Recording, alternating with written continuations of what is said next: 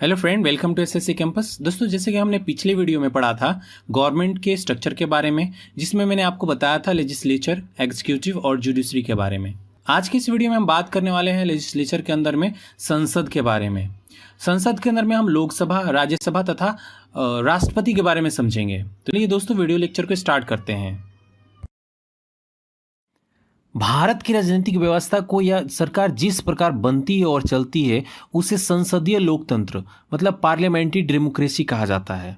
इसलिए संसद भारत का सुप्रीम लेजिस्लेटिव बॉडी होता है।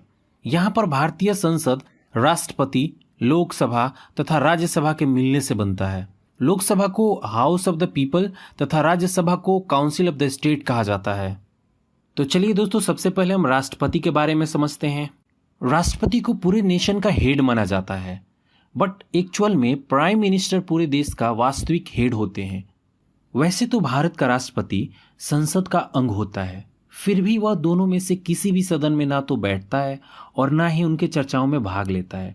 राष्ट्रपति समय समय पर संसद के दोनों सदनों को बैठक के लिए आमंत्रित करता है। दोनों सदनों द्वारा पास किया गया बिल तभी कानून बन सकता है जब राष्ट्रपति उस पर अपनी अनुमति प्रदान कर दें। इतना ही नहीं, जब संसद के दोनों सदनों मतलब राज्यसभा तथा लोकसभा का सेशन नहीं चल रहा हो और राष्ट्रपति को ऐसा फील हो कि इस कंडीशन में तुरंत कार्यवाही की जरूरत है, तो वह ऑर्डिनेंस मतलब अध्यादेश जारी कर सकते हैं। और इस ऑर्डिनेंस का पावर तथा इफेक्ट वही होता है जो संसद द्वारा पास किया गया बिल का होता है। यहाँ पर अध्यादेश मतलब ऑर्डिनेंस का मीनिंग होता है कि कानून संसद द्वारा पारित किए बिना ही लागू हो जाता है।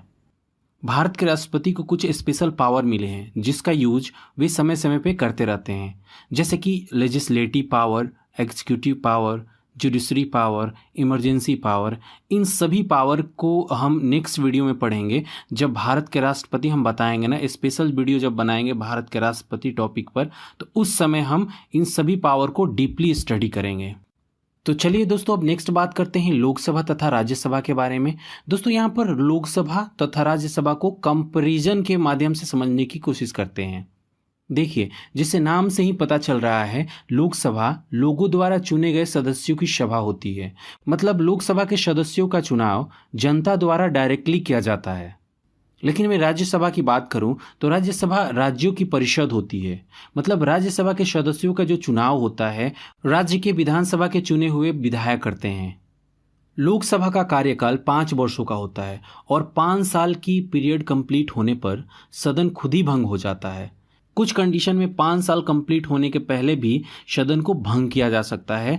आपातकाल की स्थिति में संसद लोकसभा की कार्य अवधि बढ़ा सकती है। राज्यसभा के प्रत्येक सदस्य का जो कार्यकाल होता है वो 6 वर्षों का होता है।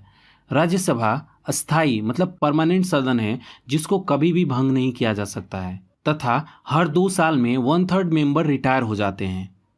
लोकसभा की अधिकतम सदस्यों की जो संख्या है वो 552 हो सकती है, जिसमें से 530 अलग अलग राज्यों द्वारा चुने जाते हैं तथा 20 केंद्र शासित राज्यों से चुने जाते हैं।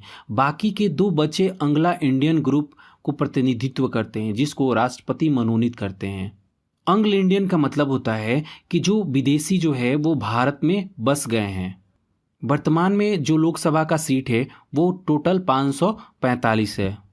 राज्यसभा में मैक्सिमम 250 सदस्य हो सकते हैं, जिसमें से 238 राज्यों तथा केंद्र शासित राज्यों द्वारा चुने हुए प्रतिनिधि होते हैं और बाकी के 12 को राष्ट्रपति द्वारा मनोनीत किया जाता है। इस समय राज्यसभा में कुल 245 सदस्य है, जिसमें से 232 राज्यों तथा केंद्र शासित राज्यों द्वारा चुने हुए प्रतिनिधि है। बाकी 12 को राष्ट्रपति द्वारा मनोनीत किया गया है। लोकसभा चुनाव लड़ने के लिए मिनिमम एज 25 ईयर होना चाहिए, जबकि राज्यसभा के लिए 30 ईयर होना चाहिए। लोकसभा का प्रतिनिधि first post the first method द्वारा चुना जाता है, जिसको यूनिवर्सल एडल्ट फ्रेंचाइजी भी कहते हैं। इसका मतलब होता है कि मान लीजिए कि 4 पार्टियां हैं, ए, बी और सी और डी। ए को 2 लाख वोट मिला है, बी को 1 लाख वोट मिला है, जबकि सी को 1.5 मतलब 1.5 लाख वोट मिला है और डी को 3 लाख वोट मिला है। तो जो सबसे ज़्यादा जिसको वोट मिला है ना, वो विनर हो जाएगा। मतलब वो क्या करेगा, वो सांसद बन जाएगा। इसमें ऐसा कुछ शर्त नहीं है कि 50% से ज़्यादा वोट लाना पड़ेगा। राज्यसभा के सदस्यों को एमएलए द्वारा प्रोपोर्शनल रिप्रेजेंटेशन के माध्यम से चुना जाता है। लोकसभा का रिप्रेजेंटेटिव स्पीकर होते हैं, जबकि राज्यसभा का जो रिप्रेजेंटेटिव होते हैं वो उपराष्ट्रपति होते हैं। लोकसभा में मनी बिल को इंट्रोड्यूस किया जाता है। लोकसभा में मनी बिल को इंट्रोड्यूस हो जाने के बाद राज्यसभा में कंसिडरेशन के लिए भेजा जाता है। संसद के दोनों सदनों को कुछ मामलों को छोड़कर सभी क्षेत्र में समान पावर तथा स्टेटस मिलता है। राष्ट्रपति पर महाभियोग चलाने, उपराष्ट्रपति को हटाने, संविधान के संशोधन करने, सुप्रीम कोर्ट तथा हाई कोर्ट के न्यायाधीशों को हटाने जैसे महत्वपूर्ण मामलों में राज्यसभा को लोकसभा जैसे पावर प्राप्त है।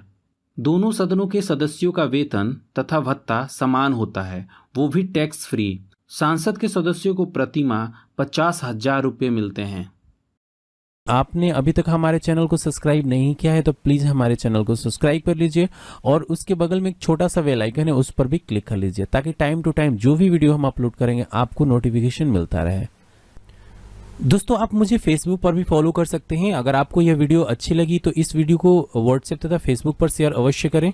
कृपया हमें कमेंट कर बताएं कि ये वीडियो आपको कैसी लगी। आपके सुझाव का हमेशा स्वागत रहेगा।